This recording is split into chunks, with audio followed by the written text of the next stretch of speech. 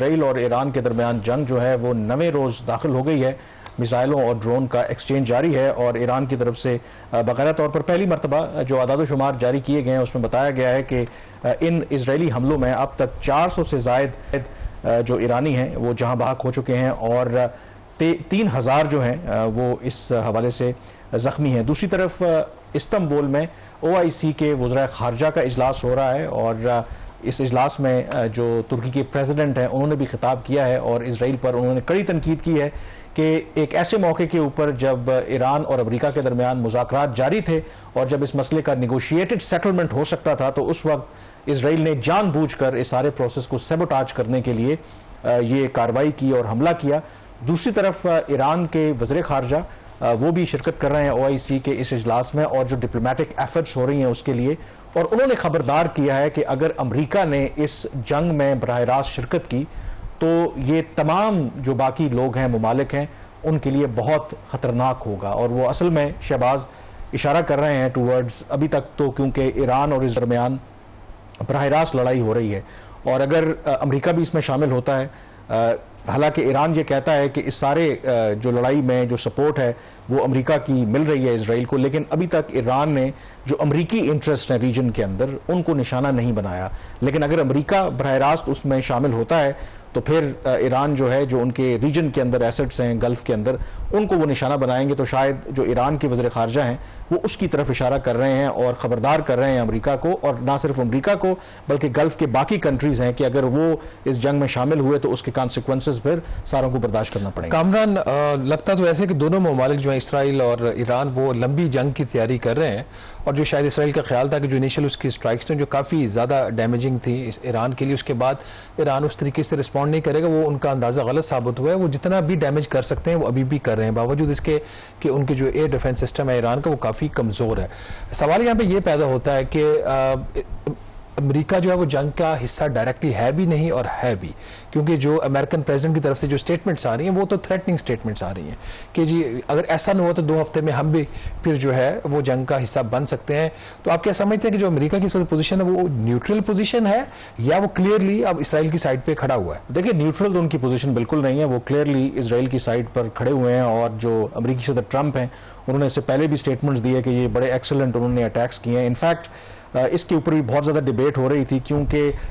Israel ये कहता है कि उन्होंने ये हमले प्रीएम्प्टिव स्ट्राइक्स हैं क्योंकि उनको ये लगा कि ईरान अब बहुत करीब है जौहरी हथियार बनाने के। और इसकी तस्दीक जो है आज से 3 महीने पहले जो डायरेक्टर नेशनल इंटेलिजेंस हैं तुलसी गैबर्ट, उन्होंने भी एक रिपोर्ट जारी की थी जिसमें ये कहा था कि ईरान इमीडिएटली कोई जौहरी जो हथियार है वो बनाने की पोजीशन में नहीं है। लेकिन कल जब अमेरिकी सदर ट्रंप से इसके बारे में सवाल हुआ तो उन्होंने अपनी ही जो डायरेक्टर नेशनल इंटेलिजेंस है उनको स्नैप कर दी। उन्होंने कहा कि वो ठीक नहीं कह रही, और उनका ये ख्याल है कि अमेरिका का ये ख्याल है कि यस ईरान जो है वो जौहरी हथियार बनाने की अमेरिका का जो ट्रैक रिकॉर्ड है खासतौर पर इराक के अंदर, वो तो उनके दावे के दूसरी साइड ये भी है कि ईरान के पास अगर न्यूक्लियर वेपन्स होते तो शायद इसराइल उनके ऊपर हमला ना करता, ये बात भी है। रही बात जो आप वो बात करें तो न्यूट्रल तो नहीं है, लेकिन उसमें जो दूसरा कैच है कि क्या अमेरिका बराह रास्त इस जंग में शामिल होना चाहता है, आई थिंक उसके हवाले से बिल्कुल एक डायलेमा है। डायलेमा ये है कि जो प्रो इजरायली लॉबी है वो तो ड्रैग करना चाहती है अमेरिका को इस लड़ाई के अंदर, क्योंकि अगर उनको डिसाइसिव कोई वार करना है ईरान के खिलाफ तो उसके लिए अमेरिका की फिजिकल एक्टिव सपोर्ट बहुत ज़रूरी है। लेकिन दूसरी तरफ अमेरिकी सदर ट्रंप जो हैं वो नोबेल प्राइज़ भी लेना चाहते हैं, वो अपने आप को अमन का पैगंबर कहते हैं, और इस वजह से आपको पता है कि अगर वो इस जंग में चले जाते हैं तो फिर जो एक ग्लोरी वो चाहते हैं वो उनको मिल नहीं पाएगी। इसी वजह से जो 2 हफ्तों का उन्होंने टाइम की बात की है कि फ़िलहाल मैं अपना फैसला मौखर करता हूँ, कि शायद उनको ये यकीन है कि इस दौरान अगर कोई डिप्लोमेटिक ब्रेक थ्रू हो जाता है तो फिर वो ये क्रेडिट भी लेंगे जिस तरह इंडिया पाकिस्तान की जंग रुकवाने के लिए कह रहे हैं। तो मेरी भी कुछ अमेरिका में लोगों से बात हुई, दे स्टिल बिलीव कि अमेरिकी सदर ट्रंप नहीं जाना चाहते इस जंग में, और उनका यही ख्याल है कि एक तो उनकी अपनी जो कन्विक्शन है और दूसरा जो उनकी मेजर सपोर्ट बेस है जो मेक अमेरिका ग्रेट अगेन, जिसकी वजह से उनको इलेक्ट किया गया दोबारा, कि वो अमेरिका को किसी नई जंग में नहीं धकेलेंगे।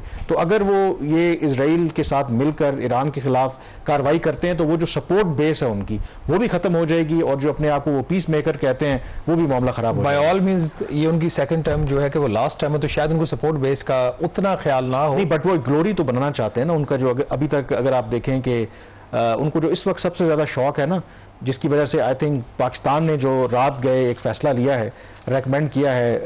कि जो अमेरिकी सदर ट्रंप हैं उनको जो 2026 का अमन का जो नोबेल प्राइज़ है वो मिलना चाहिए। अब इसके ऊपर बहुत ज़्यादा डिबेट हो रही है कि जी पाकिस्तान ये कैसे कर सकता है। पाकिस्तान के अंदर लोग तनकीद कर रहे हैं कि एक ऐसा मुल्क का सदर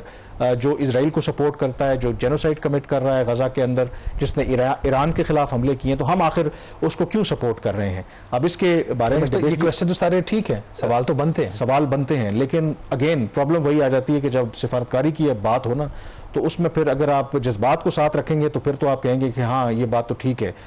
मोरालिटी की लोग बात करते हैं, आजकल के इस वर्ल्ड ऑर्डर में मोरालिटी कहाँ स्टैंड करती है। पाकिस्तान जो काम कर रहा है उसकी दूसरी साइड भी देखें। उनको पता है कि ट्रंप एक ऐसी शख्सियत है जो मैंने कहा कि अपनी वो ग्लोरी चाहते हैं, वो चाहते हैं उनको नोबेल प्राइज़ मिले। उन्होंने कल भी स्टेटमेंट दिया है, एक ही स्टेटमेंट 10 मरतबा कहा है कि मैं डिज़र्व करता हूँ। तो पाकिस्तान मेरे ख्याल में क्योंकि पाकिस्तान की रिकमेंडेशन पर तो मिलना नहीं है उनको इनाम, लेकिन पाकिस्तान ट्रंप की गुड बुक में आकर के एक वाइट हाउस के अंदर ऑलरेडी हम एक इन रोड्स बना चुके हैं, जो मौजूदा सूरत हाल है उसमें अपने जो इंटरेस्ट हैं उनको प्रमोट करना चाहते हैं। अब इसका जो लोग तनकीद कर रहे हैं पाकिस्तान के फैसले के ऊपर, इंडिया की साइड से अगर आप देखें, पाकिस्तान ने एक वो ऐसी गुगली फेंकी है जिसका इंडिया के पास जवाब नहीं है। मसलन अगर भारत, क्योंकि मेन जो पाकिस्तान की कंटेंशन है कि उन्होंने सीज फायर करवाई है, मीडिएशन करवाई है इंडिया और पाकिस्तान के दरमियान, और अगर जो भारत है वो इनकार करता है, तो इनकार करने का मतलब ये है कि वो कहता है कि ठीक है ट्रंप को इसका मतलब है नोबेल प्राइज़ नहीं मिलना चाहिए। अगर वो खामोश रहता है तो इसका मतलब है कि उसको डोमेस्टिक जो क्रिटिसिज्म है वो आएगा कि देखें आपने अमेरिका की मीडिएशन जो मानी है। तो अगर आप पाकिस्तान की साइड पर हों तो आपका क्या ख्याल है कि आपको एक ऐसा जो आपका एडवर्सरी है, जो कोई मौका जाने नहीं दे रहा आपको, कि आपको हर तरह से उसने नीचे गिराना है, इनफैक्ट आगे चल के बात भी करेंगे जो इंडस वाटर ट्रीटी के हवाले से, तो क्यों नहीं वो ऑप्शन आप एक्सप्लोर करेंगे जिससे आप अपने एडवर्सरी को एक मुश्किल में डाल सकें। बात तो ठीक है पाकिस्तान के पर्सपेक्टिव से देखा जाए, लेकिन जो रीजनल जो डेवलपमेंट्स इस वक्त हो रही हैं उसमें शायद नाजरीन इस चीज़ की इतनी गुंजाइश ना हो, लेकिन पाकिस्तान की हुकूमत का फैसला है, उन्होंने कुछ सोच समझ के ही फैसला लिया होगा। इंडिया के साथ पाकिस्तान के ताल्लुकात बेहतर होंगे या नहीं, प्रेसिडेंट ट्रंप जो अपना रोल अदा कर सकेंगे या नहीं, इस पर बात करेंगे छोटी सी ब्रेक के बाद।